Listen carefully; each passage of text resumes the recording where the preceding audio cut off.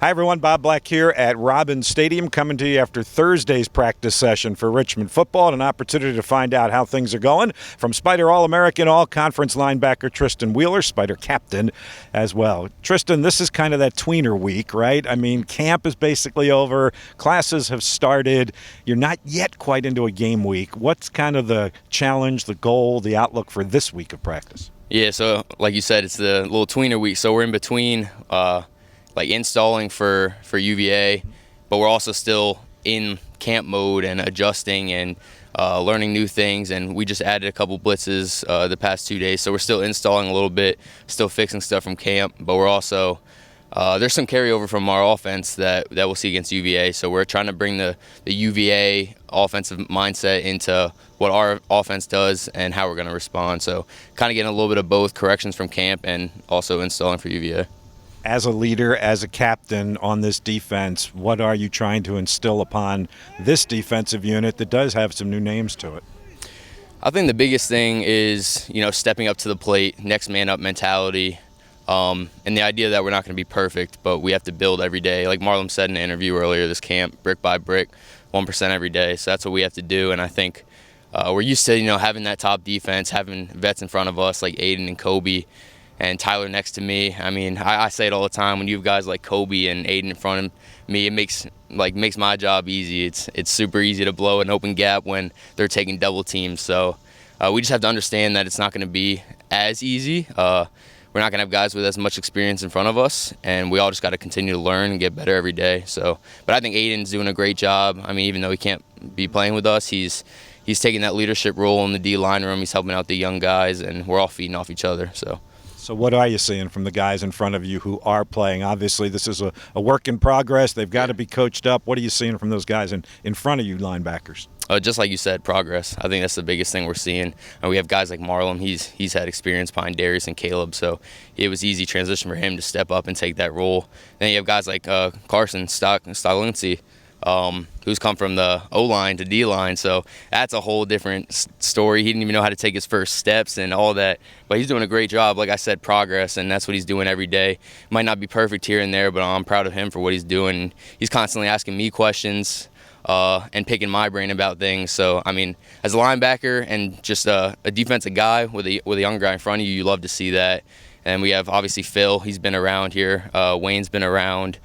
And then some other younger guys up front. But, I mean, they're all very inquisitive. They're all trying to learn and get better. So that's what I like seeing. Let me go back to Carson Stoklinski for a moment. Yeah. That could be a great story as the season unfolds. How did you defensive guys welcome an offensive guy to the defensive room? Well, first, we have this inside joke, it's going to be a 30 for 30 one day. He comes and comes from O-line, plays D-line, and who knows, he might kill it and do well. But it was kind of funny actually, because we were always talking trash to the O-line, obviously, and for him to come over to the D-line, we had to be buddy with him, and now he talks trash to the O-line, so it's kind of cool seeing that. But like I said, he's doing a great job. He's transitioning, and I think what helps him is he has an offensive line mindset, so he can pick up on what the offensive line's doing and how they do certain things, and he's even helping me, we're doing this when we're in this down and distance, or we're doing this pass set on this, so he's giving me information, and he's obviously learning from me too, so it's going both ways.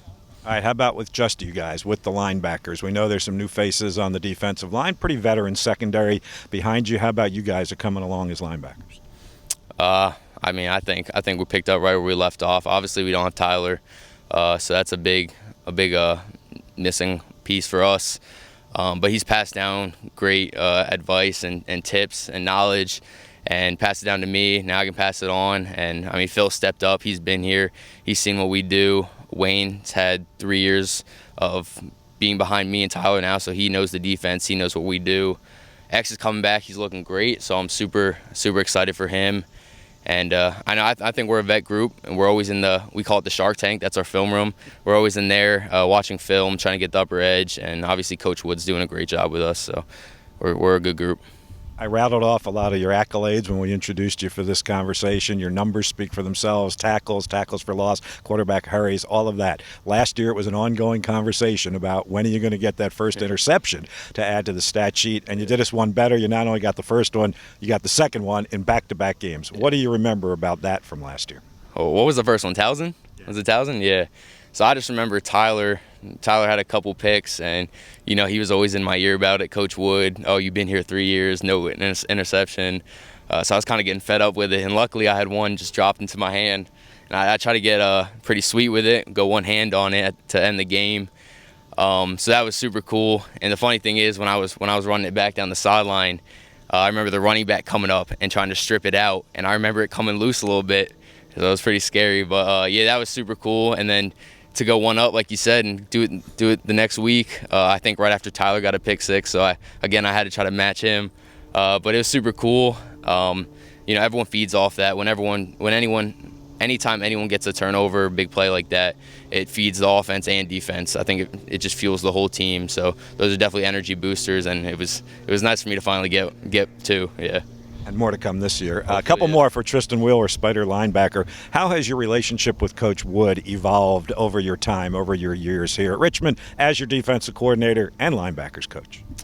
It's only getting stronger. I mean, I tell everyone, when we have kids coming for camps and junior day visits, I tell everyone that, he's not just a coach to me. Like, he's really a dude that acts like your second father. And I always tell everyone's told not to come to a place for a coach. But when I was being recruited by Coach Wood, that was one of the biggest things that drew me towards the program. So I kind of ignored what people were saying, and he kind of pulled me in just because I saw how much he actually cared about me and showed the love to me and my family. And it wasn't just a football thing; it was outside of football thing. I remember going to Temple football camp, and he walked like a mile with me from the field down to my car, my dad's car, when his was parked all the way on the other side. Like, he didn't have to do it, but he just did it anyway, just to talk and show how much he wanted me at this program. So like, those things go a long way. And then I think it's the same thing for the defense as a whole. I think they all think the same way about him, and the hours he puts in, the time and effort he puts in is second to none. And I think that goes a long way because we see it, and it shows, and that means we're buying into him and what he's doing. We talked about this as being that tweener week before an official game week next week. How much are you already peeking ahead to Virginia, and what is the challenge with a new coaching staff there and a new offensive coordinator, and kind of wondering how they're going to strategize? Yes, like I said, we're still building off of camp a little bit, but as a defense, I know we've talked to our defense, and we said, get in, start watching UVA, and this was the start of this week. So we've all been in there. We have an idea of what they're running, what's their go-to stuff, what they like to do in certain situations. So we have an idea for now. And as for having a new OC, it always makes things complicated, a little tricky, because you have to look at old film. You're not sure if that film is going to translate to the team and the personnel they have now. So I think we were looking at some Clemson film where he was, and then we even went back to NC State where he was before Clemson.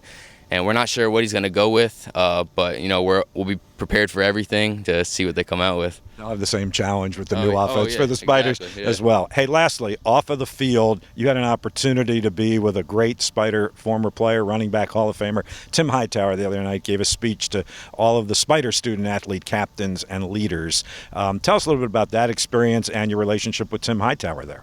Man, it was awesome. Seeing a guy that was in our shoes, walked on this field, walked in these halls in the locker room. One, it shows like whatever you want to do after college football, you can do it, whether it's pro. He started a organization, and he works for the Redskins now. So whatever you want to do, you can do it from here. He's a first-hand example of that. Two, he gave some great advice, and the one biggest thing I took away from it was everything starts with a vision. This field, someone needed a vision in order to build this field and create it. And without that vision, this wouldn't be here. So it's the same thing for this team. What's your vision? Do you want to win the CAA? All right, you have to plant that seed first before it grows, So I think that was a cool thing. And Phil and I were both there, and he was saying how with the things that he was visioning, he'd write it down on papers and tape it all over the locker room, all over his room. Every day, Phil and I are going to go around and tape our visions so that everyone sees the visions, and it could be a team thing, and that seed can be planted and it just grows. So I think that's a cool thing that we took away, and he's just an inspiration, and it was super cool to hear from him. Super cool. Yeah. Tristan, we'll look for those taped up messages and the results that will come from them. Tristan Wheeler, thanks. Thank you, appreciate it.